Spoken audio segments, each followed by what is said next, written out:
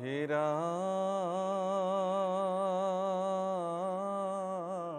মৰা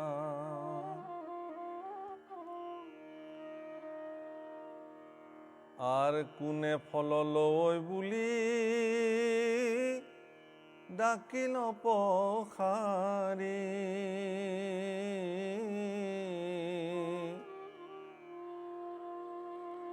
ধান্য দিয়া হাত পাতি থাকন মুৰাৰী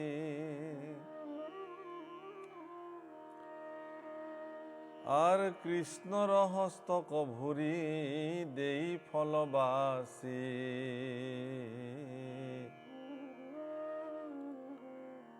সুবৰ্ণ ৰজতে তাইৰ উপচিল পাছি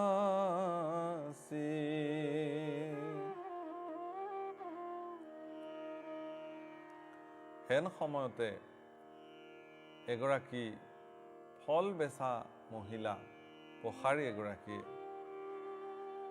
কাক ফল লাগিব নেকি বুলি চিঞৰি চিঞৰি আহোঁতে ভগৱান কৃষ্ণয়ো কিছু সম্পত্তি ধন লৈ ফল কিনিবৰ কাৰণে হাত পাতি থাকিলে আৰু সেই ফল বিক্ৰী কৰা পখাৰীয়ে কৃষ্ণৰ হাতত মিঠা মিঠা ফলবোৰ বাছি বাছি ভৰাই দিলে কৃষ্ণক ফল অৰ্পণ কৰিলে ভগৱান ধন্য হৈ গ'ল সন্তুষ্টি হ'ল আৰু তেওঁৰ সেই ফলৰ পাচিটো সুবৰ্ণ আৰু ৰজতেৰে উপচাই পেলালে ভগৱানে যিমানে কৃষ্ণক ফল দিছে তেওঁৰ পাচিত সিমানে সম্পত্তি বাঢ়ি গ'ল এয়াও ভগৱানৰ এক লীলা অৰ্থাৎ আমিবিলাকে ধন সম্পত্তিক ফল বুলি গণ্য কৰোঁ আমি যিবিলাক কৰ্ম কৰোঁ শ্ৰম কৰোঁ তাৰ শ্ৰমৰ ফল একমাত্ৰ সম্পত্তি বুলি গণ্য কৰোঁ কিন্তু সেই ফল যদি আপুনি ভগৱানৰ হাতত অৰ্পণ কৰি দিব পাৰে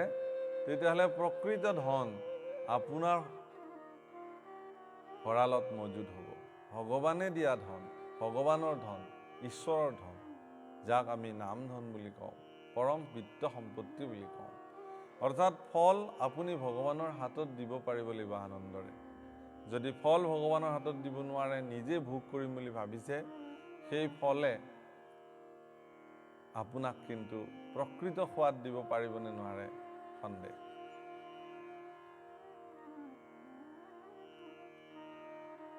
আর কতদিন রাম কৃষ্ণ শিশুগণে বেঢ়ি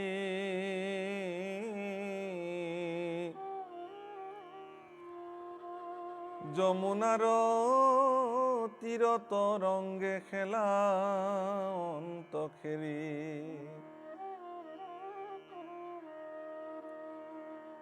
আর দাকিলা রোহিণী দুয়ো তনয় কসাই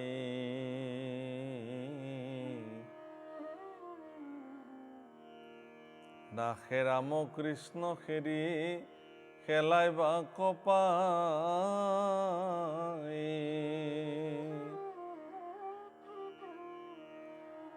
হেন দেখি যশোদাক পঠাইলা ৰোহিণী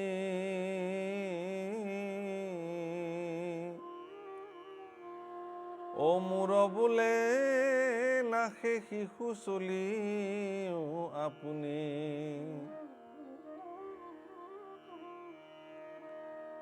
ৰাম যশোদা সুন্দৰী গয়া দেখিল অন্ত পাছে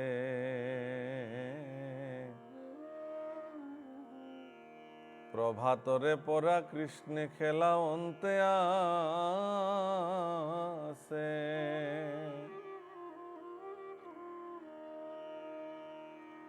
এদিন যমুনাৰ তীৰত সমস্ত শিশুসকলক লৈ ভগৱান কৃষ্ণ আৰু বলৰাম তেওঁলোকে খেৰি খেলাই আছে খেলাত ব্যস্ত তেওঁলোক ৰোহিণীয়ে চিঞৰি চিঞৰি মাতিছে বাচাহঁত আহাচোন নাই ৰোহিণীৰ কথা তেওঁলোকে নুশুনে ৰোহিণী আহি যশোদাক ক'লে যে আপুনি নিজেই যাওক মোৰ কথাত তেওঁলোকে গুৰুত্ব নিদিয়ে এই বুলি জানি যশোদা নিজেই তেওঁলোকক মাতিবৰ কাৰণে আহিলে আহি দেখিলে যে ৰাতিপুৱাৰ পৰা কৃষ্ণ আৰু বলৰামে কেৱল খেলা খেলাই আছে এই দৃশ্য যশোদা সুন্দৰীয়ে দেখিলে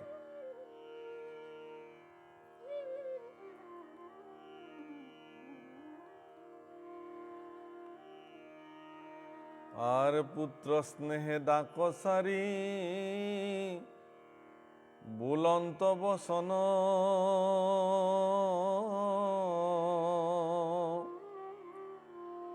কৃষ্ণ কৃষ্ণ বাপ পুত্র কমল লোচন রাম ক্ষুধায়ে পিৰিল বাপ আচখ পয়াসী ক্ৰীড়ায়েৰি কলে চৰি স্তন পিউৱাখি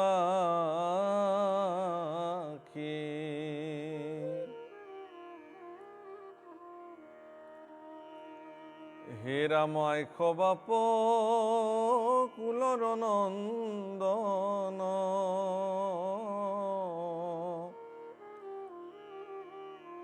ও ক্ৰীড়া শ্ৰান্ত ভইলে কইলে প্ৰভাতে ভোজন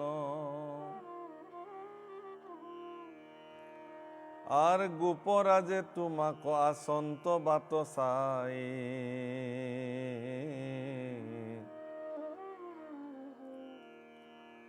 দুই হান্তৰ প্ৰীতি আখি সাধিবু পুতাই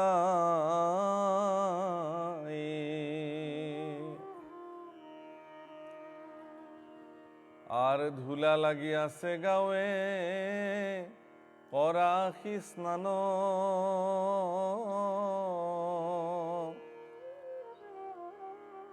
তোৰ জন্ম নক্ষত্ৰ বিপ্ৰক দেহ দান যশোদাই গৈ অত্যন্ত সাদৰেৰে মাতিবলৈ ধৰিলে, হে বাছা কৃষ্ণ, প্ৰভাতৰ পৰাই তুমি একো নোখোৱা নিমিলাকে খেলি আছা, আহা বাছা মোৰ কোলাতে বহি অকমান তুমি গাখীৰ খাবা, আহা স্তন পান কৰিবা। হে বাছা বলোৰাম কুলৰ নন্দন, তুমিও ৰাতিপুৱাৰ পৰা এনেকে খেলি আছা, আহা মোৰ কলিজা, আহা মোৰ পুতাই, স্নান পান কৰা, গোপৰাজ নন্দই তোমাক ৰৈ আছে সেই ভোজন কৰিবলৈ, আহা। এই বুলি অত্যন্ত সাদৰে মাতৃয়ে তেওঁলোকক আমন্ত্ৰণ কৰিছে। আর দেখ দেখ আনজত গোপর কুমার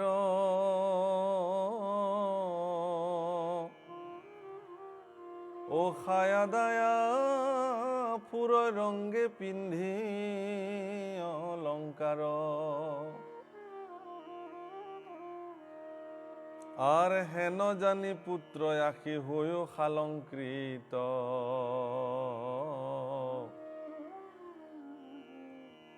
পাশে ক্রীড়া কর বাপ ভুঞ্জি পঞ্চামৃত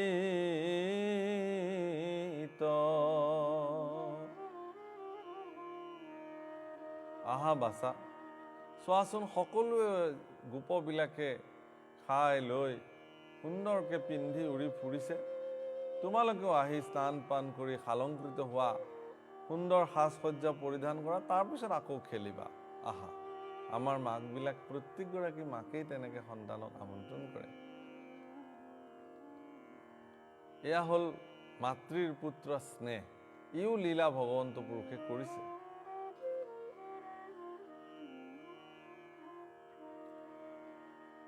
আৰ জগতৰ চূড়ামণি যিটো দেৱ হৰি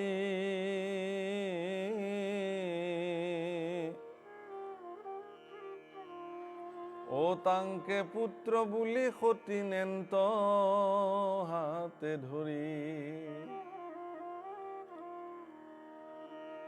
আৰ ধুৱাই খুৱাই পুত্ৰক পিন্ধায় অলংকাৰ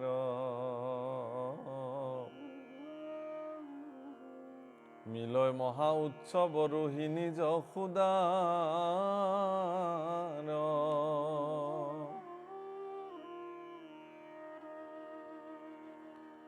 আৰ হিমতে ভকতৰ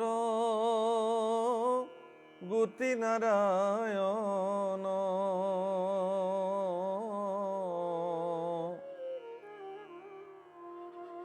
গোকুলৰ আনন্দ বঢ়ায় অনুক্ষণ। যিজন ভগৱানৰ আঙুলিৰ ধাৰত সমস্ত বিশ্ব ব্ৰহ্মাণ্ড চলে, সেইজন ভগৱানক আজি যশোদাই হাতত ধৰি লৈ আহিছে খোৱাবৰ কাৰণে। নিজ হাতে স্নান কৰাইছে, নিজ হাতে বসন অলংকাৰ আজি পিন্ধাইছে, নিজ হাতে খুৱাইছে, সুন্দৰ আপ্যায়ন কৰাইছে। জগতৰ ঈশ্বৰ।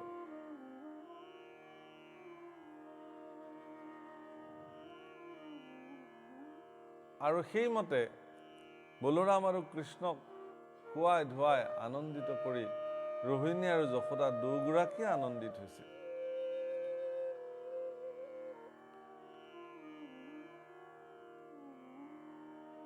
আৰ শুনা সভাসদ পদ মহাভাগৱত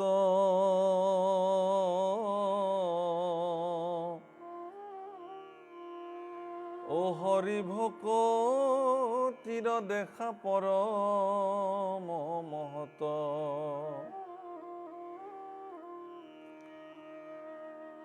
আৰ দেৱৰ দেৱতা যিটো ব্ৰহ্মাৰো নমস্য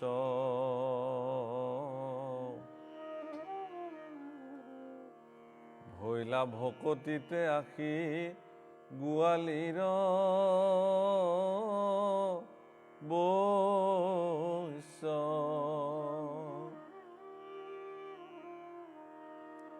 যিজন ভগৱান দেৱৰো দেৱতা, ঈশ্বৰৰো ঈশ্বৰ, মহা ঈশ্বৰ, ভকতিৰ বলত তেওঁ গোপীসকলৰো যেন ভৃত্য হৈ থাকিলে, বৈশ্য হৈ থাকিলে। ব্ৰহ্মাৰো নমস্য, ব্ৰহ্মা সৃষ্টিকৰ্তা ব্ৰহ্মায়ো যিজনক সেৱা কৰে, ব্ৰহ্মাৰ নমস্য অথচ গোৱালীৰ বৈশ্য। সেই সভাসদসকল, ভাগৱতৰ পদ আপোনাসৱে শ্ৰৱণ কৰক আৰু এই কথা অনুধাৱন কৰক। কোনোবাই যদি ভাবে ভগৱানক তেওঁলোকে ধন সম্পত্তি ঐশ্বৰ্য বিভূতিৰে বশ কৰিব নোৱাৰে, কাৰণ ভগৱান বশ হ'ব ভক্তিৰ মাধ্যমেৰে। যিসকল ভকতে উচিত ধৰণে ভগৱানৰ ভক্তি সাধন কৰিছে তেওঁলোকৰ বৈশ্য ভগৱান হয়।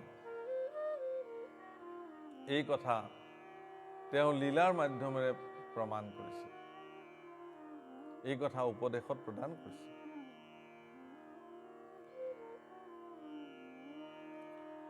আৰ মহাজ্ঞানী গণে যাক ধ্যানতো নপাই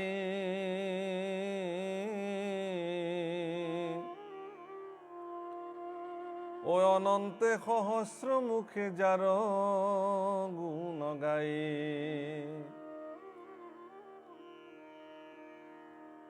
মহাজ্ঞানীগণে যাক ধ্যানতো নাপায় আৰু অনন্ত সহস্ৰ নাগ অনন্ত সহস্ৰ মুখেৰে যাৰ গুণ সৰ্বদা গাই থাকে, আৰ হেন হৰি ভৈলা গোপ গোপীৰ সংগতি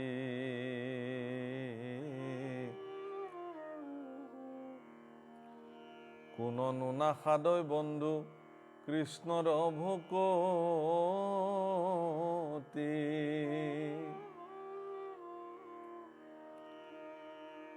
আৰ আশা নামে নদী ঘূৰ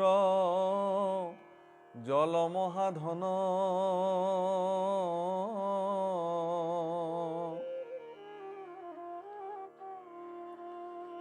ও নানাবিধ তৃষ্ণায়াত ধৌ সৰ্বক্ষণ।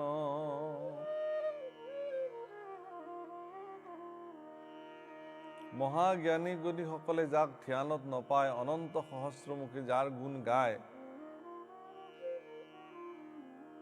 গোপগোপীসকলৰ সংগতি তেওঁ গ্ৰহণ কৰিলে। এওঁলোকেনো এনেকুৱা কি ভক্তি সাধন কৰিলে? এয়া প্ৰশ্ন হৈছে। কোননো নাসাধয় বন্ধু কৃষ্ণৰ ভকতি। কৃষ্ণৰ ভকতিৰে কি সাধিব নোৱাৰে? জীৱনত সৰ্বোচ্চ সাধন কৰিব পাৰে। নানাবিধ তৃষ্ণা ঢৌ সৰ্বক্ষণ, আশা নামে নদীখনত প্ৰচণ্ড শক্তিৰে বৈ আছে আৰু আমি জীৱবিলাক তাতেই ভাহি গৈ আছো, উটি গৈ আছো।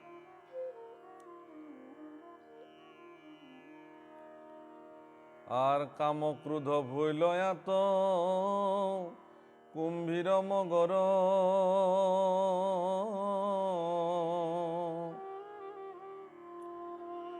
ও নানা তৰ্ক বিতৰ্ক গহন ভয়ঙ্কৰ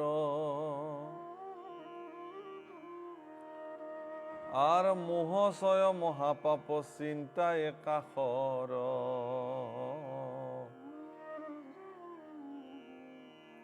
দিন ৰাত্ৰি ভৈলে আতবেগ শৰতৰ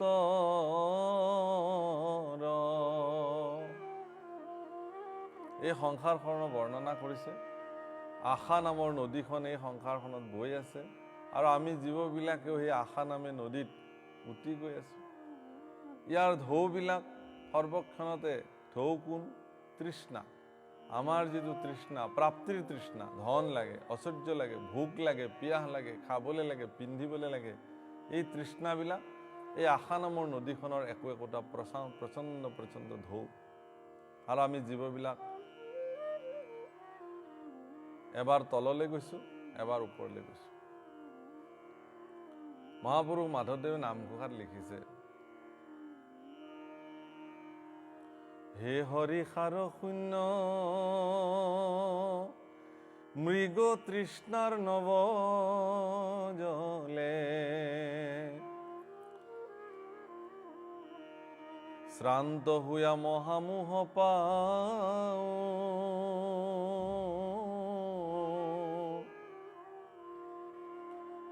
ও স্নান পান আচমন ৰমন কৰহু তাত কতহু উপঙু তল যাও।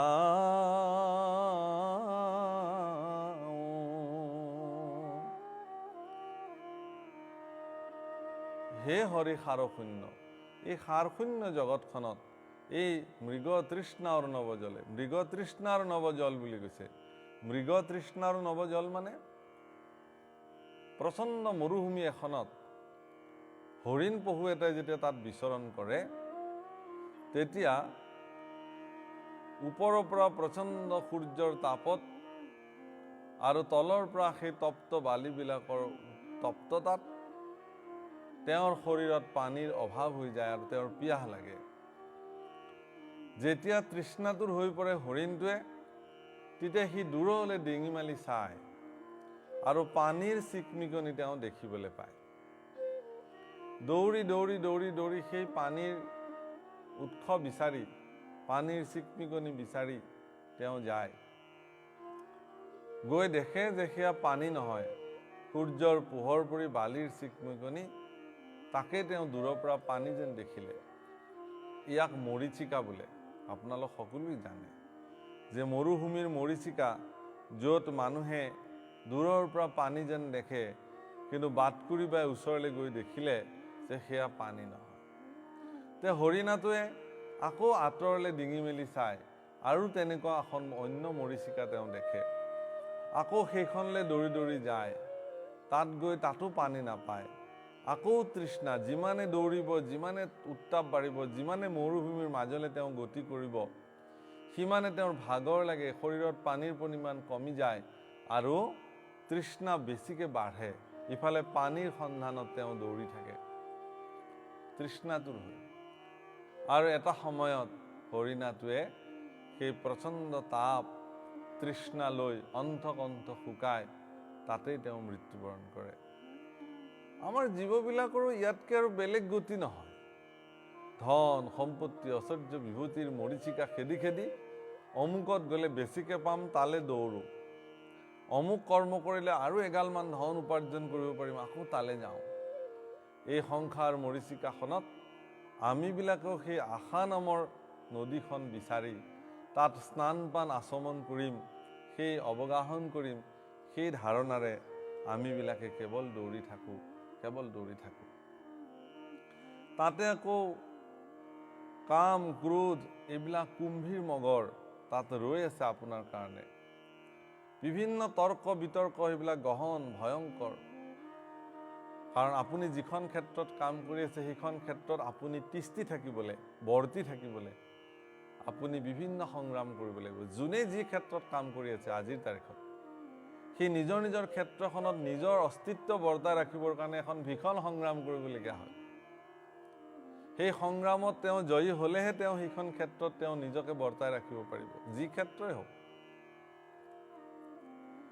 গতিকে দিন যায়, ৰাতি যায়, খৰতৰ সময়বিলাক গৈ আছে, ইফালে কাম কৰিব লাগে, খাব লাগে, উপাৰ্জন কৰিব লাগে, ধন জমা কৰিব লাগে, বৃদ্ধ বয়সত যাতে খাব পাৰোঁ, ল'ৰা ছোৱালীক যাতে অপৰ্যাপ্ত পৰিমাণৰ সম্পত্তি আমি দান কৰিব পাৰোঁ, মৌজ মস্তি জীৱন যাতে কটাব পাৰোঁ, বেমাৰ আজাৰ হ'লে যাতে বিলাসী চিকিৎসালয়ত চিকিৎসা কৰিব পাৰোঁ, ইত্যাদি সকলো কথা চিন্তা কৰা হয়। হে ৰাম ৰাম। আর মোহশয় মহাপাপ চিন্তায়ে কাখর, দিন রাত্রি ভইলে আত বেগ খরতর। হে রাম ক্ষণে ক্ষণে নেই ধৈর্য বৃক্ষ কহাই, যত জীব রাখি আত জাজি উঠি যায়।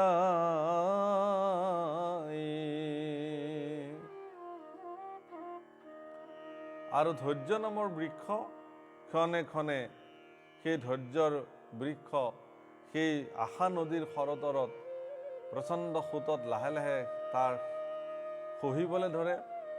শিপাই খামুচ মাৰি ধৰা মাটিখন যেতিয়া সহায় লৈ যায়, সি দুৰ্বল হৈ পৰে আৰু এটা সময়ত ধৈৰ্যৰ বৃক্ষডাল উভালি পৰে। আৰু সেই বৃক্ষডালকে আশ্ৰয় কৰি জীৱৰাশি যি জাজিখিনিত আছিলে, সেই জাজিকণো নদীৰ সোঁতত ভাঙি চিঙি নিচ্ছিন্ন হৈ যায়। যিখিনিক ভৰসা কৰি আছিলোঁ, যাকে আশা কৰি আছিলোঁ, সিও এদিন জীৱনৰ পৰা নাইকিয়া হৈ যায়। এটা ৰাতিৰ ভিতৰতে প্ৰচণ্ড ধনী মানুহজনো দৰিদ্ৰ হৈ ৰাজপথলৈ ওলাই আহে, এনেকুৱা অৱস্থা হয়। এয়া হ'ল জাগতিক জগতৰ নিয়ম। কাৰ কেতিয়া কি হ'বলগীয়া আছে কোনেও নাজানে। যিখিনি বস্তু আজি জীৱনত প্ৰাপ্ত হৈ আছে, কাইলৈ এইখিনি নহ'বও পাৰে, কাইলৈ হাতৰ পৰা সেই প্ৰাপ্তিখিনি গুচি যাব পাৰে, আৰু নথকা জনৰো সমস্ত প্ৰাপ্তি কাইলৈ আহি যাব পাৰে। কাৰ কেতিয়া কি হৈছে কোনেও ক'ব নোৱাৰে।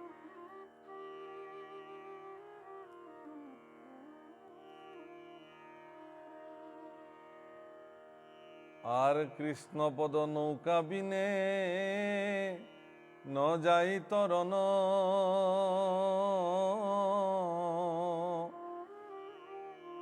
হে ন জানি লয়ো জানতে কৃষ্ণ তো শরণ। এরাম ভকতর সংগত শুনিও কৃষ্ণ কথা, মুখে মাধৱৰ নাম লয়ো ক সৰ্বথা।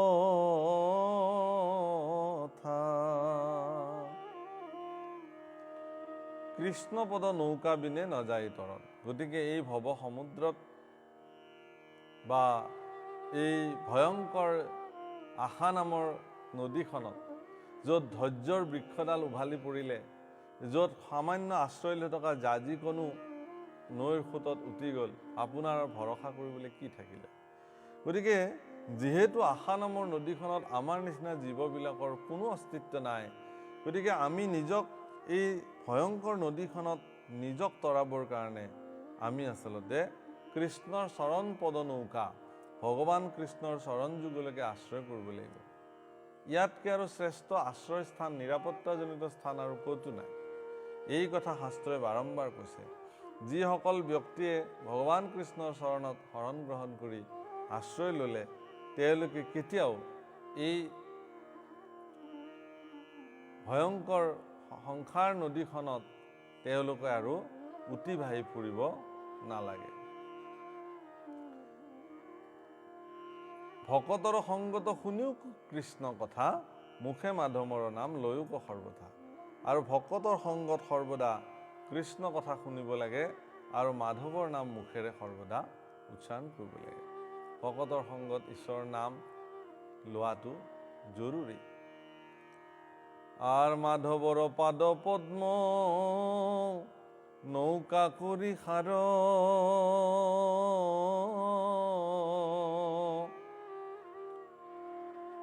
ঐ অপ্ৰয়াসে তৰা আশা নদীৰ নিকাৰ। গতিকে মাধৱৰ পাদপদ্ম নৌকা, ভগৱান কৃষ্ণৰ চৰণ যুগলক নৌকা সাজি লৈ আমাৰ দৰে জীৱবিলাকে আশা নামৰ সেই বিৰাট নদীখনক, ভৱ সমুদ্ৰক পাৰ হ'বৰ কাৰণে আমি যত্ন কৰিব লাগিব। আমাৰ গোৱালপাৰাৰ ফালে কুচানপালা বুলি কিছু সংগীত ব্যৱস্থা আছে, ধুবুৰী ফালে আজিও আছে। খুব ধুনীয়াকৈ কুচানপালাত কয়, হায় ৰে গৌৰাংগ ভৱ তৰংগ নদী কেমনে হইবে পার। হায় রে গৌরাঙ্গ ভব তরঙ্গ নদী কেমনে হইবে পার। ঢেউ দেখিতে লাগে ভয়, নদী দেখিতে লাগে ভয়। আরে ওই পারে বসিয়া দেখা যায় না ওই পাহাড়ের কিনার। ওই পারে বসিয়া দেখা যায় না ওই পাহাড়ের কিনার।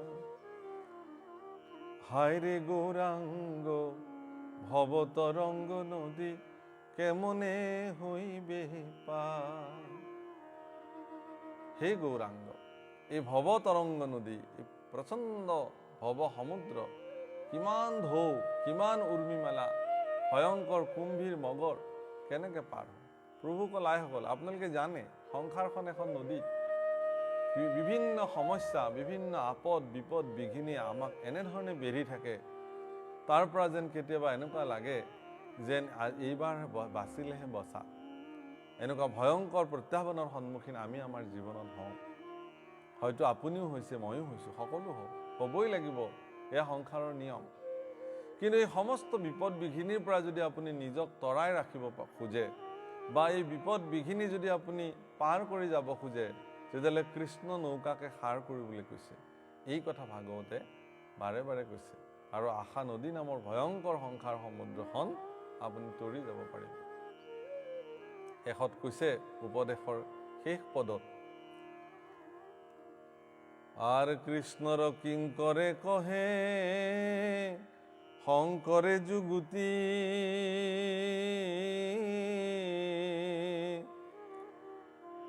বোলা ৰাম ৰাম পাইবা হাততে মুকুতি।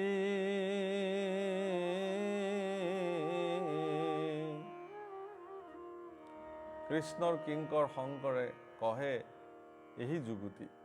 মহাপুৰুষ শংকৰদেৱ নিজকে তেওঁ কৃষ্ণ কিংকৰ বুলি কৈছে যে মই এই যুক্তি দিছোঁ আপোনালোকক যে ৰাম ৰাম বোলক আৰু হাততেই মুকুতি প্ৰাপ্ত হওক।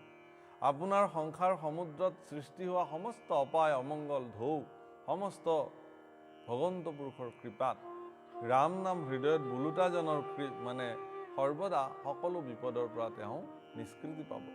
ইয়াৰ কোনো আশংকা আৰু ইয়াত কৰিবলগীয়া নাই। এই কথা গুৰুজনাই আমাক কৈছে। যিহেতু আমি মহাপুৰুষকে তাৰাৰ চৰণত আমি আশ্ৰয় লওঁ, গুৰুজনাৰ আদৰ্শৰে আমি আমাৰ জীৱন অতিবাহিত কৰিব খোজোঁ। গতিকে সময় বাগৰিছে, বছৰ বাগৰিছে, দিন বাগৰিছে, কেতিয়াবা চক্ৰৱত পৰিৱৰ্তনতে দুখা আনিছ সুখা আনিছ, কেতিয়াবা দুখ, কেতিয়াবা ভয়ংকৰ সময় আমি অতিবাহিত কৰিছোঁ। বিগত বৰ্ষটোতে আমি ভয়ংকৰ সময় আমি অতিবাহিত কৰিছোঁ। সকলোৱে এই কথা আমি জানো। আৰু এই সময়ত আমি যিমানবোৰ মানুহ পৃথিৱীত জীয়াই আছোঁ, মৃত্যুৰ সময়লৈকে আমি হয়তো এনেকুৱা ভয়ংকৰ সময়ৰ কথা সোঁৱৰি থাকিম যে আমাৰ জীৱনত এনেকুৱা গোটেই পৃথিৱীজোৰা ত্ৰাস, বিশ্ব ত্ৰাস, COVID-19 বা কৰোণা মহামাৰীৰ দৰে মহাত্ৰাস আমি দেখিছোঁ। সেইবোৰ আমাৰ জীৱনৰ ডাঙৰ ডাঙৰ ঢৌ। প্ৰত্যেক মানুহে ইয়াৰ মুখামুখি হ'বলৈ বাধ্য হৈছে। তাৰ মাজত সেই ঢৌত কিছুমান তৰি গ'ল আৰু কিছুমান সেই ঢৌতে বিলীন হৈ গুচি গ'ল চিৰদিনৰ কাৰণে, চিৰকাললৈ। তেওঁলোকক আৰু আমি নাপাওঁ কেতিয়াও উভতাই। গতিকে ভগৱন্ত কৃষ্ণক স্মৰণ কৰক, তেওঁক চিন্তা কৰক, সমস্ত বিপদতে তেওঁ উদ্ধাৰ কৰিব। কৃষ্ণ।